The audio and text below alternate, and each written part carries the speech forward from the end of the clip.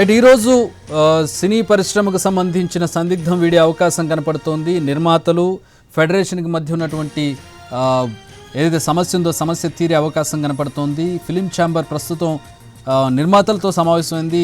ఈ సమావేశానికి ప్రముఖ నిర్మాతలు హాజరయ్యారు. సాయంత్రం ఛాంబర్ ఫెడరేషన్ సభ్యులతో భేటీ కాబోతోంది. ఫెడరేషన్ సభ్యులు రేట్ కార్డు ఇచ్చి సమ్మె విరమించాలని భావిస్తున్నట్టుగా తెలుస్తోంది. మొత్తంగా ఈరోజు ఈ సమస్యకు ఎండ్ కార్డు పడే అవకాశం అయితే కనబడుతోంది.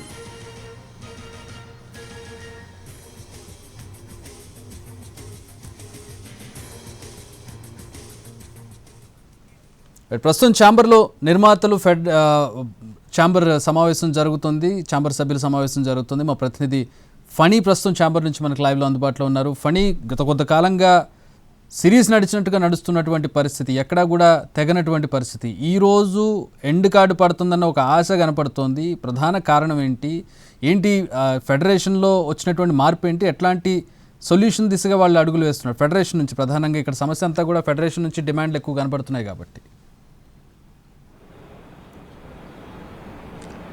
చక్రి 17 రోజులుగా ఈ ప్రతిష్టంభన ఇలాగే కొనసాగింది. కాకపోతే నిన్న ఇది చాలా కీలక మలుపు తీసుకుంది. ఎందుకంటే తెలంగాణ గవర్నమెంట్ ఏదైతే ఈ ఫెడరేషన్కి సంబంధించి నిర్మాతలకు సంబంధించినటువంటి విషయాన్ని చాలా సీరియస్గా తీసుకోవడం జరిగింది.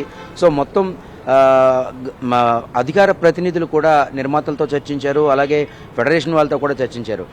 ఈ తెలంగాణని సినిమా హబ్గా చేయాలనేటువంటి తమ పాలసీ ఏదైతే ఉందో ఆ పాలసీకి వ్యతిరేకంగా ఈ సమ్మె ఉంది అనేటువంటి భావన తెలంగాణ సర్కార్లో కలిగింది. సో ఆ రకంగా మొత్తం అందరితోనూ మాట్లాడడం జరిగింది. అసలు ఏం జరుగుతోంది, ఏమి ప్రాబ్లమ్స్ ఉన్నాయి, ఇవన్నిటిని కూలంకషంగా వాళ్ళు కూడా చర్చించడం జరిగింది. నిన్న రాత్రి కూడా కొంతమంది అధికార ప్రతినిధులతో నిర్మాతలు హాజరైనట్టుగా మనకు తెలుస్తూ ఉంది.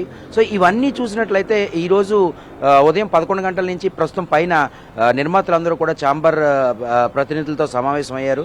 సో ఈ సమావేశంలో ఎగ్జాక్ట్గా ఏంటి ఇది వాళ్ళ దగ్గర నుంచి ఏం కోరుకుంటున్నాము, ఇది ఈరోజు ఫినిష్ చేయాల్సిందే అనేటువంటి విషయాల్ని ఛాంబర్ ప్రతినిధులకు నిర్మాతలు తెలియజేయనున్నారు.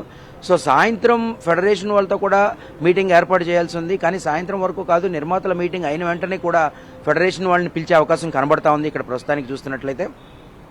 సో ఒక పక్క ఫెడరేషన్ని కూడా ఏదైనా సమస్య ఉంటే అది పని చేస్తూ పరిష్కరించుకోవాలి, కానీ ఇలా సమ్మె చేయడం వల్ల చాలా నష్టం ఏర్పడుతుందని చెప్పేసి తెలంగాణ గవర్నమెంట్ ఏదైతే ఉందో ఆ అధికార ప్రతినిధులు కూడా ఫెడరేషన్ నాయకులతో చెప్పడం జరిగిందన్నట్టు మనకు తెలుస్తూ ఉంది. సో వాళ్ళు కూడా ఈ విషయాన్ని పరిగణలోకి తీసుకొని ఒక రేట్ కార్డ్ అనేటువంటి దాన్ని ఫిక్స్ చేసి ఈరోజు సాయంత్రం ఆ రేట్ కార్డుని నిర్మాతలకి ఇచ్చి ఆ ఒప్పందానికి ఓకే అనుకుంటే కనుక ఈ రోజుతోనే సమ్మె ముగిస్తాము అని చెప్పి వాళ్ళు కూడా తెలియజేస్తున్నారు.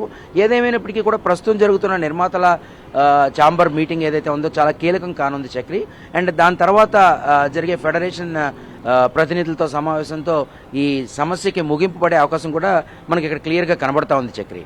సో ఒకసారి టైం లైన్ మనం చూసుకుంటే ఫణి, అంటే మొదటిగా వచ్చినటువంటి డిమాండ్లు ఇటు ఫెడరేషన్ నుంచి కావచ్చు, అటు నిర్మాతల నుంచి కావచ్చు, ఎక్కడి నుంచి ఎక్కడికి చేరింది, ప్రస్తుతం ఎక్కడ సొల్యూషన్ దొరికింది, ఎక్కడ మిడిల్ గ్రౌండ్ తీసుకున్నారు ఇద్దరు?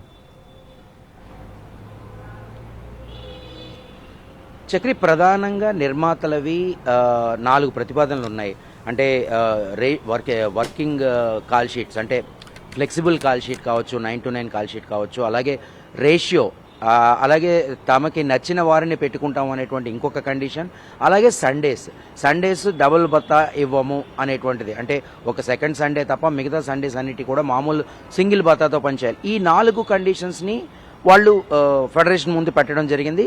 అండ్ వాళ్ళు 4 కండిషన్స్కి ఒప్పుకున్నట్లయితే కనుక 15.55% చొప్పున వేతనాలు పెంచుతామని చెప్పడం జరిగింది.